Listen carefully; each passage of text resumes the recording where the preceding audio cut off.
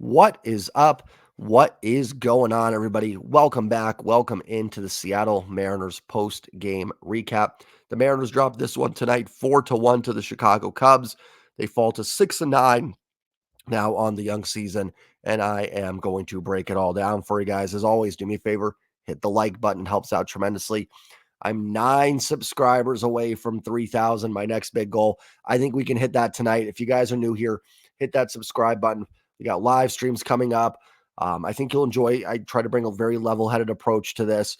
You're not going to see me kicking, screaming, cussing too much. Maybe if they get shut down by Patrick Corbin again this year at some point, maybe. But for the most part, going to be level-headed analysis, and I hope you guys enjoy it. Plus, I'll have videos up when the Mariners make trades, significant roster moves. I will have all that up for you guys. So I hope you all enjoy the content. Thank you guys that have subscribed and have liked the videos. It truly means a lot to me. Thank you. The title of the video, Stars Need to Be Stars. There are things we can break down tonight. I actually didn't think they played that poorly tonight. I thought the Mariners actually had some good at-bats against Imananga, who has not been hit hard at all this season. In fact, Luis Urias's RBI double is the first extra base hit he's given up. Thought they had a good approach against him. They spit on some good splitters. I don't think they quite had the strikeouts that they've had in the past. They worked some counts. I thought they hit some balls hard. Doesn't make up for it. They lost. This isn't a, oh, whatever, forget it. I'd much rather have a game like this when they're 10-3 than when they're 6-8.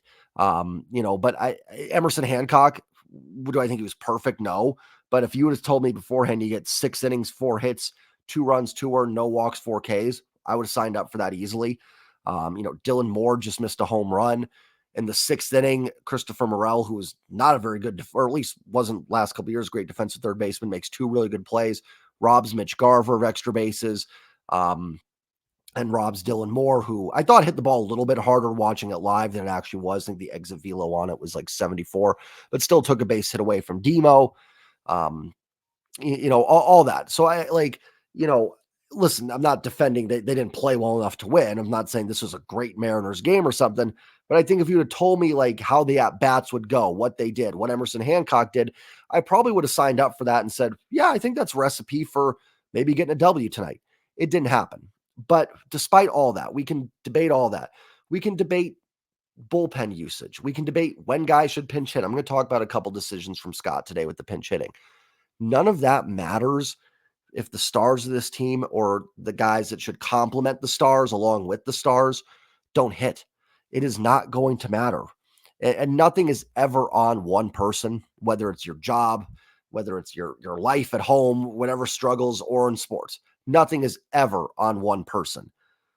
But if Julio Rodriguez, and he's not going to OPS 441 the whole year, but if he's going to OPS 441, not going to win a lot of baseball games. It doesn't matter. We can throw all the other stuff out. Bullpen decisions won't matter. Pinch hitting decisions won't matter.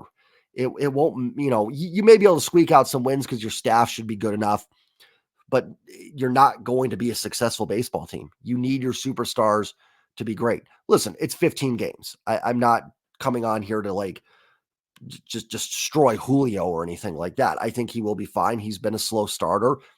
That's something I don't know if falls on coaching, whatever it may be. I think he'll be fine. But through right now, yeah, I'm not shocked they're 6-9.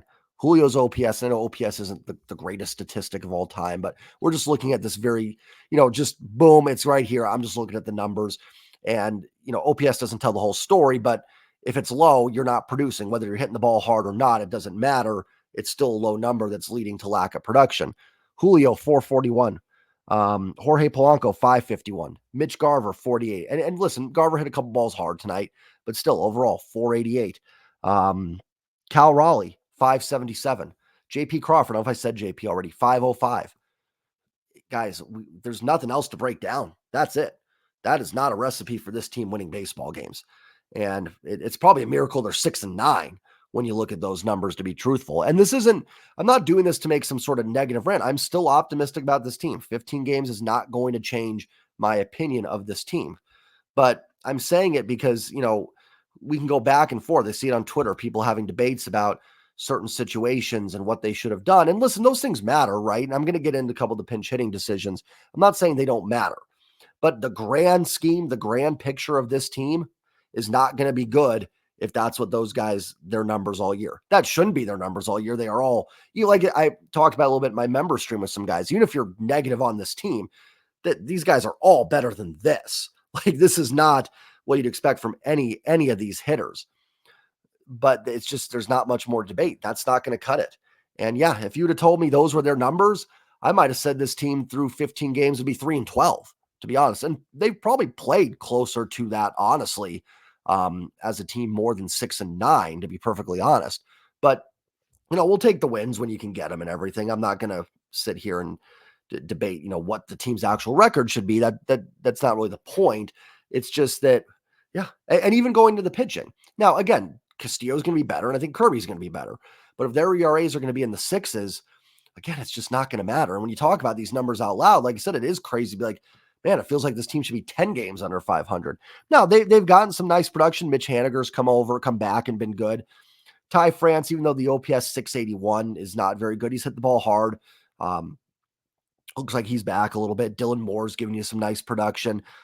Funny enough, is that third base platoon with Urias and Rojas has been fine, right? Like, the guys we were the most worried about, Canzone's numbers, I'll talk about his at-bats today. They weren't great, but overall has been all right. And I bring it up too, like Sebi Zavala. Has he been awful? Yes. Would I like a better backup catcher? Yes. But Zavala doesn't matter if your stars are not going to be stars. And I think they will. This isn't a panic. I'm not coming on here to be like, guys, it's panic time. These guys, they stink now.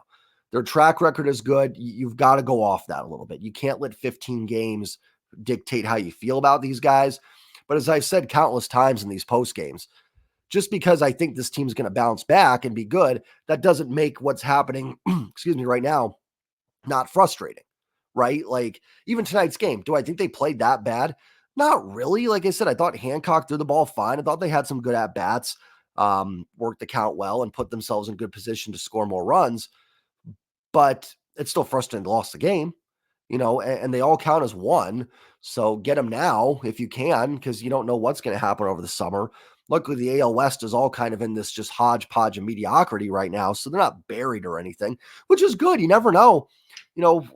Thank goodness Texas hasn't started out like 13-2 or something like that. Not that you wouldn't expect them to come back down a little bit, but putting yourself in a big hole early, is tough. So they're fine in terms of like standings and stuff, but the Stars got to play better. I mean, I could end the video right there and be like, until those guys play better, it won't matter.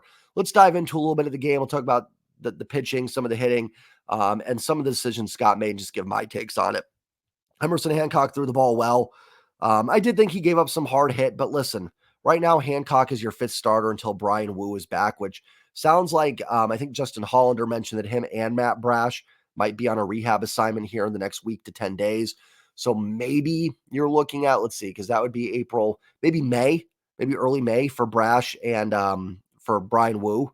So maybe 2 more starts for Hancock. He earned another start. If he would have struggled today, I would have talked about, do we look at Dallas Keuchel, just him coming up to make a couple starts. But Hancock got himself another start tonight. Thought he threw the ball well. Tyson Miller gets a couple strikeouts, but gives up the solo home run. Austin Voth goes 2 innings again, gets a couple strikeouts, gives up the home run. Mariners pitchers did not walk a batter today. They struck out 8, gave up only 6 hits.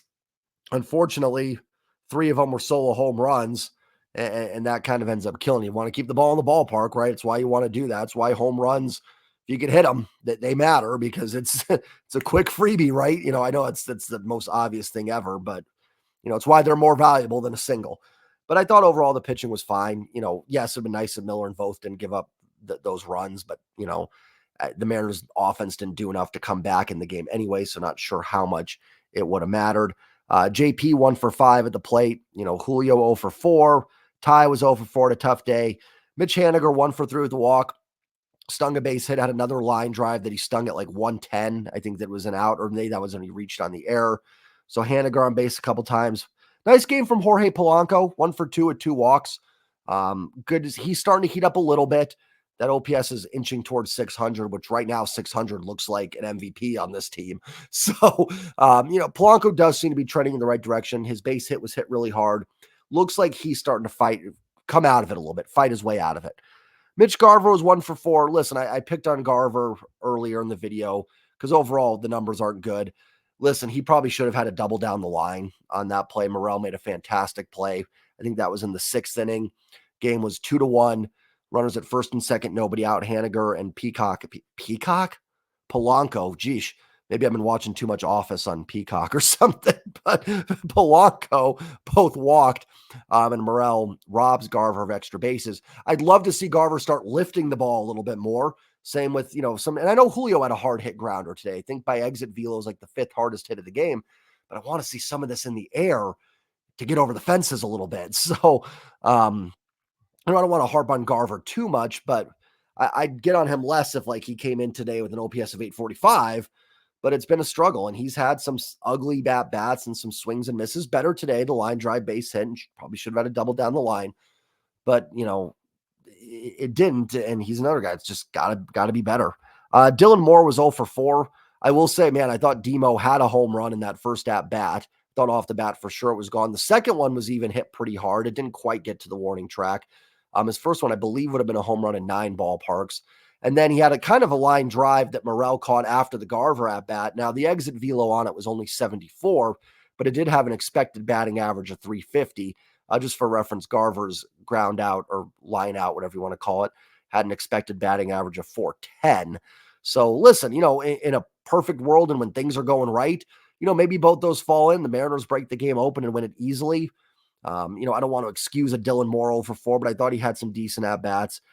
Urias 1 for 2 with an RBI double. He drove him the only run, first extra base hit that Imananga has given up all season. I mean, listen, there's still some issues I have with a throwing arm. I don't fully trust Urias yet, but he's been one of the better bats in the lineup so far this year, so it's hard to complain about him. Canzone 0 for 2, Zavala 0 for 2, Cal 1 for 2. Good to see the base hit. He came in and pinched hit in the 7th for Zavala, and had a couple struck out in that at bat, but then batted in the 9th, had to hit. Zavala stinks. I hate saying, actually, I should rewind that. The guy's a professional Major League Baseball player. He does not stink. In fact, he's really, really good at baseball, especially compared to people like me. But man, like I was talking in my member stream, I was like, he's going to have a hit eventually, right? Zavala will eventually have a hit as a Seattle Mariner. Hopefully, right? They may need to look at upgrading backup catcher. Of all the moves in the offseason, and I know Tom Murphy was kind of injury prone. And it was I think it's a big reason he missed the playoffs last year was not having the Murph in September, and having his bat. So I can kind of get maybe not making that push to resign him. And you've got to make a move, I think, for a better backup catcher. And listen, Zavala's had 12 at-bats. We shouldn't judge anybody on 12 at-bats. But this is not a guy that's going to be getting a lot of playing time, so he's going to have to be judged on a smaller sample. I can stomach. I actually liked a lot of what they did this offseason. Love the Polanco addition. I like the Urias trade with Isaiah Campbell. I think that's totally fine. Love the Santos addition once he gets going. Like bringing back Mitch Haniger. Like the Garver signing. Didn't love the trades that they made. I don't need to rehash the whole offseason, but not being better at backup catcher, I feel like, is something that we didn't talk about a lot, but it's rearing its ugly head here early in the season. Now, listen, again, with all that said, if the stars aren't going to hit, who cares what Sebi Zavala does? Let's talk a little bit about some of the pinch hitting situations. So Imananga came out for Mark Leiter Jr. in the 6th inning. There was runners at second and third with one out. Dylan Moore was up. Leiter actually runs sort of reverse platoon split, so he's better against lefties than righties. Even with that, I didn't have a huge problem letting Dylan Moore have that at bat. Demo's had some good at bats this year. He's been one of the more reliable hitters. Bringing guys off the bench, I think historically hitters have lower numbers as pinch hitters than they do as regulars. Haven't been playing all day, so I can get letting Demo have that at bat there. Even though Demo has some strikeout in his game, Canzone and Rayleigh and Rojas are your options off the bench. I get it. Maybe you go to Rojas there, but with the reverse splits, I'm fine letting Dylan Moore have that at bat. He hit a line drive with expected batting average of 350. You tip your cap a little bit there. Well, then Scott has Canzone pinch hit for Urias. Again, and I want to be clear on all this. The reason I don't blame Scott too much on things isn't that I don't think he makes some poor decisions as a manager. I think all managers do. Truthfully, I kind of think all major league managers kind of fall into the same category. They're all former catchers that do things that would all make us scratch our heads a little bit. So that's kind of another reason I just don't harp on Scott too much. It's just, to me, all these managers are kind of the same a little bit. I think Scott's done a nice job keeping the clubhouse together. We talk about some of the things in the offseason. He reached out to some of the guys like Cal and stuff to keep them going, even though I know there was some frustration after some of the early trades and everything. So, and I think that deserves credit. That's a big part of it. And also, listen, you could push all the right buttons. There's no guarantee for hits. You could have Barry Bonds go at bat in some of those situations. And in baseball, you're more likely to make an out than you are to get on base, outside of Bonds and what was it, 03 or 04 when his OBP was like 600. But every hitter in baseball, for the most part, is more likely to make an out than a hit. So you can push all the right buttons and not get results. I didn't like going to Canzone for that at bat there. One, for Urias, if I went on too much of a tangent there. One, the reverse platoon splits. And two, if the Mariners were down 3-0 in that case, then yeah, I like going to Canzone. More likely to hit the home run. You're down a few runs, trying to get that big hit, tie the game. I could get it. If it was the 9th inning and they were down by 3 runs in that situation, then yes, I want Dom Canzone up there. Hope he runs into one, or even Luke Raley. But being down a run, Urias has swung the bat pretty well. I'm either letting Urias take that at bat, or I'm going to Rojas there. I think Rojas is just a little bit better option to put the ball in play than Canzone. Canzone's better power threat. Rojas probably the better average threat. And a base hit there gives you the lead. Now, listen, a 3-run home run is better. It gives you a bigger lead. But I think and that's a situation when you actually do want to look at the batting average. I'm not a big batting average guy, but your goal there is to get that hit to give your team the lead. Who's more likely to deliver that hit? Now, I don't know. Like, Canzone's been the better hitter this year overall because of the power. And I'm not going to rip this too much. Truthfully, again, I'll go back to it. If the stars don't hit, this stuff just isn't going to matter in the course of a year. And I just don't think when it's all said and done that a couple pinch hitting situations that we may have done differently make the difference over the course of a season. So I would have personally probably had Rojas bat there, or if with the reverse splits, let Urias take that at bat. Just want to talk about it a little bit. Saw it getting mentioned on Twitter. Again, I'm not going to grill Scott for that. It's kind of a whatever to me, but I'd probably go to Rojas, or with the reverse splits, yet let Urias, who had the double earlier, take that at bat. So, whatever. I don't think that's ultimately what costs them the game. So just want to give my sense on the managerial decision there. Again, I'm going to reiterate it. The Stars have got to be better. To me, it's that simple. If they're not, then none of those other, and I know I'm repeating myself, but none of those other little decisions are going to matter over the course of a season. If Julio OPS is 400, who cares? Like, you're not going to the playoffs with that. So Stars have got to be better. Then when they get better, then we can kind of look at little things. But, if that's going to be their numbers, and it won't, they will be better. It just won't matter. That's kind of my take on it. So Stars have got to be better on both sides of the ball. And hopefully, listen, tough one tonight. Stinks they lost. You got Castillo on the mound tomorrow. Hopefully we get the good Castillo. And you got a chance to win your first series of the year. Keep winning series. Well, keep winning. I've said that a few times. Keep winning series. They haven't won a series yet this year. Win series. You're not in a position where you have to sweep guys, have to sweep teams. If you can win 2 out of 3 each week or each series, you're fine. Now, you're not going to win every series this year, but you guys get my point. Winning 66% of your games is good. You win 2 out of 3 against the Cubs, 7-9. You do it against the Reds, you're 9-10 going to Colorado, who's a very beatable team. So just keep trying to do that. That's really going to be the key to get out of it. They can win the series tomorrow. I'm fine with it. Cubs are a good team. I didn't expect Mariners to sweep them.